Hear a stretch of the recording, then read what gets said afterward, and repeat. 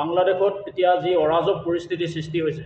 এই কথা আমি হয়তো সকলোৱে জানিছোঁ আৰু এই অৰাজক পৰিস্থিতিৰ পৰিপ্ৰেক্ষিতত যিবিলাক তাত ধৰ্মীয় উন্মাদনাৰ বলি হৈ যিবিলাক হিন্দু লোক তাত নিৰ্যাতিত হৈছে এই হিন্দু লোকসকল যাতে আকৌ অসমত তথা উত্তৰ পূৰ্বাঞ্চলত যাতে প্ৰৱেশ কৰিব নোৱাৰে তাৰ কাৰণে আমি প্ৰথমতেই অসম চৰকাৰলৈ এটা আহ্বান জনাইছোঁ তেওঁলোকে শক্তিশালী ইয়াৰ ব্যৱস্থা কৰক যাতে কোনো কাৰণতে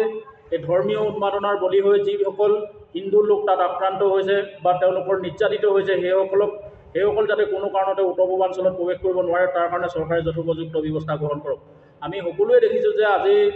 অসম এখন মানে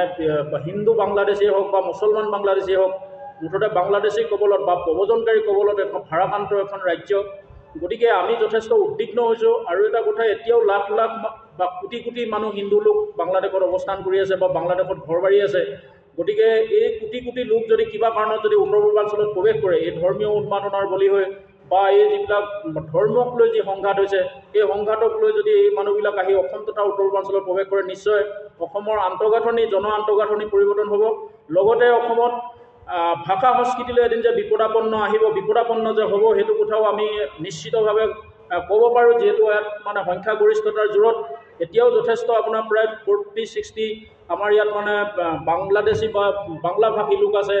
বা 60% অসমীয়া ভাষী লোক আছে কিন্তু যদি বাংলাদেশৰ পৰা প্ৰব্ৰজনটো শক্তিশালী ভাৱত আকৌ হয় তেতিয়া নিশ্চিতভাৱে কিন্তু তেওঁলোকৰ মানে আচলতে সংখ্যাগৰিষ্ঠতা হ'ব আৰু সংখ্যাগৰিষ্ঠতাৰ জোৰত ভাষিক সংখ্যাগৰিষ্ঠতাৰ জোৰত কিন্তু অসমীয়া ভাষাৰ ঠাইত অসমত বাংলা ভাষাই গুৰুত্ব পাব আৰু আমাৰ ভাষা সংস্কৃতি এটা বিপদাপন্ন হ'ব গতিকে আমি এই সংবাদমেলৰ যোগেদি স্পষ্ট কৰি দিছোঁ চৰকাৰে যাতে মানে ইয়াৰ ব্যৱস্থা কৰক আৰু আমি ক'ব খোজোঁ যে হয় হিন্দু শৰণাৰ্থীসকল বা হিন্দু লোকসকল তাত আক্ৰান্ত হৈছে মৌলবাদীসকলৰ দ্বাৰা বা বাংলাদেশৰ মুছলমান সম্প্ৰদায় মানুহৰ দ্বাৰা বা অন্যান্য ভাষিক সম্প্ৰদায় মানুহৰ দ্বাৰা আক্ৰান্ত হৈছে তেওঁলোকে এইটোত আমি দুখ প্ৰকাশ কৰিছোঁ নিৰ্যাতন বিৰোধী ঐক্যমঞ্চই গতিকে মই এটা কথা স্পষ্টভাৱে ক'ব বিচাৰোঁ যে বাংলাদেশখন সৃষ্টি কিন্তু বা বাংলাদেশখন বনাই দিছিলে বা বাংলাদেশখন গঢ়ি দিয়াই হৈছিলে ভাৰতবৰ্ষই বাংলাদেশক গঢ়ি দিছিলে গতিকে বাংলাদেশৰ ক্ষেত্ৰত ভাৰতবৰ্ষৰ যথেষ্ট বহু সময়ৰ এটা বন্ধুত্বপূৰ্ণ সম্পৰ্ক তেওঁলোকৰ লগত অটুট ৰাখিছে আমি জানো যে এই বিজেপি চৰকাৰ প্ৰধানমন্ত্ৰী নৰেন্দ্ৰ মোদী শাসনলৈ অহাৰ সময়তেই তাৰ পাছতেই কিন্তু আমাৰ অসমৰ বৰাইবাৰী বোলা জেগাডোখৰ কিন্তু বাংলাদেশক গতাই দিয়া হৈছিলে তাৰ পাছতো বহুতো উন্নয়নৰ পেকেজ প্ৰতি বছৰে ভাৰত চৰকাৰে বাংলাদেশলৈ প্ৰেৰণ কৰে আৰু এটা কথা বাংলাদেশৰ লগত বহু বাণিজ্যিক সম্পৰ্ক বহু কেপিটেলিষ্টে বা পুঁজিপতিয়ে বাংলাদেশত পুঁজি বিনিয়োগ কৰিছে গতিকে তেওঁলোকৰ মানে আপোনাৰ ভাৰতবৰ্ষৰ লগত তেওঁলোকে এটা সুসম্পৰ্ক ৰাখিছে বা ভাৰতবৰ্ষই বাংলাদেশৰ লগত এটা সুসম্পৰ্ক ৰাখিছে গতিকে বন্ধু ৰাষ্ট্ৰ এখনত যিহেতু হিন্দু লোকসকল আক্ৰান্ত হৈছে এইটো ক্ষেত্ৰত অতি দুৰ্ভাগ্যজনক মই ভাবোঁ যে কি প্ৰয়োজন সাপেক্ষে ভাৰত চৰকাৰে বাংলাদেশলৈ সেনা প্ৰয়োগ কৰি হ'লেও হিন্দুসকলক সুৰক্ষা দিয়ক আৰু মই ভাবোঁ যে যদিহে তেওঁলোকে হিন্দুসকলক তাত সুৰক্ষা নিদি বা উত্তৰ পূৰ্বাঞ্চলৰ পৰাকে ধৰি বা আপোনাৰ পশ্চিমবংগত যদি এই হিন্দু শৰণাৰ্থীসকল অহাৰ সুবিধা কৰি দিয়ে যেনেকৈ পূব পাকিস্তান বিভাজনৰ সময়ত বাংলাদেশ স্বাধীনতাৰ সময়ত 1971 চনত তাত যি সংঘৰ্ষ হৈছিলে এই সংঘৰ্ষৰ আলম লৈ বহু বাংলাদেশী আহি অসমত প্ৰৱেশ কৰিলে বা উত্তৰ পূৰ্বাঞ্চলত প্ৰৱেশ কৰিলে কিন্তু তেওঁলোকক ঘূৰাই পঠিওৱাৰ ব্যৱস্থা কিন্তু চৰকাৰে নকৰাৰ ফলত কি হ'ল আমাৰ দিনক দিনে কিন্তু আন্তঃগাঁথনিটো পৰিৱৰ্তন হৈ আহিছে আমাৰ এতিয়া আপোনালোকে চাওক বৰাক উপত্যকাত এতিয়া অসমীয়া ভাষিক মানুহৰ সংখ্যা নাই তাত অসমীয়া ভাষিক মানুহৰ সংখ্যা কমি গৈছে আৰু তাৰ অনুপাতে কিন্তু বাংলা ভাষী সংখ্যা বাঢ়ি গৈছে আমি চাওঁ যদি ধুবুৰী জিলা চাইডেও আজি বাংলা ভাষীৰ ভাষা আগ্ৰাসন হৈছে গতিকে আমি আচলতে বাৰুকৈ উদ্বিগ্ন অসমীয়া মানুহ যিহেতু আমি থলুৱা খিলঞ্জীয়া অসমীয়া মানুহবিলাক এতিয়া এই সমস্যাটোৰ দ্বাৰা বাৰুকৈ উদ্বিগ্ন আৰু তেওঁলোকে যদি আমাৰ ইয়ালৈ আহে তেনেকুৱা কোটি কোটি যদি তেওঁলোকৰ বাংলাদেশী ধৰ্মীয় উন্মাদনাৰ বলি হৈ যদি তাৰ পৰা পলাই আহি যদি সীমান্ত পাৰ হৈ অসম তথা উত্তৰ পূৰ্বাঞ্চলত আহি প্ৰৱেশ কৰিলে কিন্তু অসমৰ ভৱিষ্যতটো সুৰক্ষিত নহয় যিহেতু ভাষা সংস্কৃতি ক্ষেত্ৰখনত কিন্তু এটা অতি ডাঙৰ দুৰ্যোগ হোৱাৰ সম্ভাৱনা আছে গতিকে এইখিনি কথা মই আপোনালোকক কৈছোঁ আৰু এটা কথা মই ভাবোঁ যে ভাৰত চৰকাৰে কিন্তু বাংলাদেশীসকলক যদি তেওঁলোকে এনেধৰণেই পৃথিৱীৰ বিভিন্ন প্ৰান্তত যদি বাস কৰি থকা হিন্দুসকলক তেওঁলোকে যদি তাৰ সেই ঠাইতে নিৰাপত্তা নিদি যদি তেওঁলোকে ভাৰতবৰ্ষলৈ লৈ আহে ধৰক বাংলাদেশৰ যদি হিন্দুসকল ভাৰতবৰ্ষলৈ লৈ আহে যদি পাকিস্তানৰ হিন্দুসকল যদি ভাৰতবৰ্ষলৈ লৈ আহে আফগানিস্তানত বাস কৰা যদি হিন্দুসকল মানে আপোনাৰ ভাৰতবৰ্ষলৈ লৈ আহে বা শ্ৰীলংকাত বাস কৰা যদি হিন্দুসকল বিশেষকৈ তামিলসকলক যদি আকৌ ভাৰতলৈ ঘূৰাই আনে তেতিয়া মই ভাবোঁ যে কি হিন্দুসকল মানে সংকুচিত হ'ব সম্প্ৰসাৰণ নহয় যিহেতু গতিকে ভাৰতবৰ্ষৰে এটা সুদূৰ প্ৰসাৰী চিন্তা কৰি যাতে ভাৰতবৰ্ষ যিহেতু এখন হিন্দু ৰাষ্ট্ৰ হৈ গতিকে নেপাল যিহেতু এখন হিন্দু ৰাষ্ট্ৰ এই দুখন হিন্দু ৰাষ্ট্ৰ বাহিৰে বিশ্বত তেনেধৰণৰ সংখ্যাগৰিষ্ঠ থকা বা তেওঁলোকে হিন্দুৰ মেজৰিটি থকা তেনেকুৱা কোনো ৰাষ্ট্ৰ নাই। গতিকে ভাৰতবৰ্ষই যদি বিভিন্ন প্ৰান্তৰ পৰা হিন্দুবোৰ তেওঁলোকে মানে আপোনাৰ অৰ্থাৎ চিটিজেনশ্বিপ যিখন আমাৰ আইন আনিলে, তেওঁলোকে নাগৰিকত্ব সংশোধনী আইন, এই আইনখনৰ আলম লৈ যদি তেওঁলোকে হিন্দুসকলক ভাৰতবৰ্ষলৈ অনা যিটো প্ৰক্ৰিয়া তেওঁলোকে আৰম্ভ কৰে, কিন্তু তেতিয়াহ'লে বিশ্বত হিন্দুসকল সংকুচিত হ'ব। আৰু মই এইটো কথা স্পষ্ট ক'ব বিচাৰিছোঁ যে মানে ভাৰত চৰকাৰে কিন্তু এই যিসকল মানে বাংলা সীমান্তত এতিয়া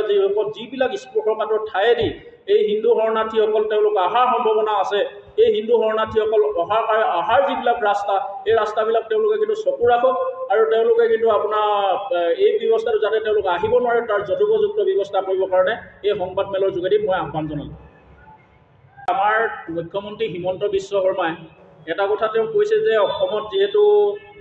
মানে হিন্দু মানুহৰ সংখ্যাটো কমিছে, তাৰ অনুপাতে কিন্তু মানে আপোনাৰ যিসকল মিৰা মানুহ বা যিসকল মুছলিম মানুহ তেওঁলোকৰ জনসংখ্যা বৃদ্ধি হৈছে। তেওঁ কিন্তু জনসংখ্যাটোক লৈ উদ্বিগ্ন আৰু তেওঁ বহু সময়ত কৈ আছে হিন্দু শৰণাৰ্থীসকল আহিব লাগে বা তেওঁলোকৰ হিন্দু শৰণাৰ্থী সুৰক্ষাৰ কথা কৈ আছে। গতিকে মই ভাবোঁ যে কি এই কথাটোৰ যোগেদি তেওঁলোকে বাংলাদেশত সৃষ্টি হোৱা এই পৰিস্থিতিৰ আলম লৈ তেওঁলোকে কিন্তু হিন্দু শৰণাৰ্থী অনা পৰিকল্পনা চলাইছে নেকি? আৰু আমি কওঁ যে কি তেওঁ যিবিলাক কথা তেওঁ সংবাদ মাধ্যম যোগে বা তেওঁ বিভিন্ন ক্ষেত্ৰখনত তেওঁ কয় যে এতিয়া ধৰক 2টাতকৈ অধিক সন্তান তেওঁ জন্ম দিবলৈ মানা কৰে থলুৱাসকলক বা তেওঁলোকৰ মানে তেওঁলোকে সকলো চৰকাৰী সা সুবিধা বা বঞ্চিত হৈছে 2টাতকৈ অধিক যিসকলে সন্তান জন্ম দিছে। অন্ততঃ পঞ্চায়তী ৰাজৰ পৰা আদি কৰি বিধানসভা লোকসভাতো 2টাতকৈ অধিক সন্তান থকা ব্যক্তিয়ে ৰাজনীতিতে অংশগ্ৰহণ কৰিব নোৱাৰা তেওঁ নিষেধাজ্ঞা জাৰি কৰিছে। তাৰপিছত তেওঁ অসমৰ থলুৱা মানুহক যিহেতু তেওঁ মানে আপোনাৰ জনসংখ্যা নিয়ন্ত্ৰণ কৰিবলৈ গৈ তেওঁ কিন্তু বাহিৰৰ পৰা মানুহ অনা কথাটো তেওঁ কি কাৰণে গুৰুত্ব দিছে? গতিকে এইটো কথা আমি বিৰোধিতা কৰিছোঁ। তেওঁ যিবিলাক এইবোৰ আনিছে, এতিয়া আমি যদি চাওঁ চীন দেশতো আগতে এটা সন্তানৰ কাৰণে মানে চৰকাৰে নিষেধাজ্ঞা জাৰি কৰিছিলে। 1 বা 2টাতকৈ অধিক সন্তান জন্ম দিলে তেওঁলোকৰ মানে আপোনাৰ চৰকাৰী ৰোষৰ বলি হৈছিলে। কিন্তু এতিয়া চীনতো 3টা সন্তানৰ জন্ম দিয়াৰ যিটো তেওঁলোকে তাত মানে আকৌ গৃহীত কৰিছে বা আকৌ অৰ্ডাৰ দিছে। গতিকে মই ভাবোঁ যে কি খিলঞ্জীয়াসকলৰ যিহেতু অসমত যথেষ্ট জনসংখ্যা কমিছে, ক'ৰবাত যদি আজি চাওঁ যদি আপোনাৰ 60,000 অসমীয়া থলুৱা ভোটাৰ আছিলে, কিন্তু তাত আজি 55,000লৈ আপোনাৰ সংকুচিত হৈছে। আৰু আমি ভাবোঁ যে অসমৰ বিভিন্ন প্ৰান্তত এতিয়া কোনোবা এটা পৰিয়ালৰ যদি ল'ৰাই হওক বা ছোৱালীয়ে হওক এটা সন্তান থাকে বা 2টা সন্তান থাকে, যদি 2টা সন্তান ল'ৰা এটা যদি ছোৱালী এজনী হয়, আমি দেখিছোঁ বিভিন্ন সময়ত অসমত মটৰচাইকেল দুৰ্ঘটনাই হওক, গাড়ী দুৰ্ঘটনাই হওক, বিভিন্ন ধৰণৰ আপোনাৰ মানে বেমাৰ তেজাৰতে হওক, বিভিন্ন কাৰণত মানুহ আমাৰ ল'ৰা যুৱক যুৱতীসকল আমি অকালতে হেৰুৱাইছোঁ। কোনো এটা পৰিয়ালত যেতিয়া নিজৰ সন্তানটো তেনেকুৱা ধৰণৰ দুৰ্যোগত মৃত্যু মুখত পৰে বা তেওঁ হেৰুৱাবলগীয়া হয়, তেতিয়া ঘৰখন যথেষ্ট পৰিমাণে নিথৰুৱা হোৱা আমি দেখা পাইছোঁ। গতিকে আজি যিহেতু এই হিন্দু শৰণাৰ্থীখিনি আনাৰ ক্ষেত্ৰত মুখ্যমন্ত্ৰী মহোদয় বহু সময়ত তেওঁ বক্তব্য আগবঢ়াই থাকে যে আমাৰ যিহেতু হিন্দু মানুহৰ সংখ্যা কম, মুছলমানৰ সংখ্যা বৃদ্ধি হৈছে, এনেকুৱা ধৰণৰ তেওঁ কথা কয়। গতিকে মই ভাবোঁ যে কি তেখেতে অন্ততঃ যদি খিলঞ্জীয়াসকলৰ জনসংখ্যাটো সঠিক ৰূপত তেওঁ থাকিব লাগে বুলি ভাবে বা ইয়াত অস্তিত্বৱৰ্তী থাকিব লাগে বুলি যদি ভাবে, তেতিয়া নিশ্চিতভাৱে কিন্তু আমাৰ এই কথাখিনি আমি গুৰুত্ব দিব লাগিব আৰু আমাৰ জনসংখ্যাৰ ক্ষেত্ৰত যাতে যিবিলাক চৰকাৰী নিষেধাজ্ঞা আছে নিষেধাজ্ঞাবোৰ প্ৰত্যাহাৰ কৰিবলৈ আজি এই মঞ্চৰ যোগেদি আহ্বান জনাম।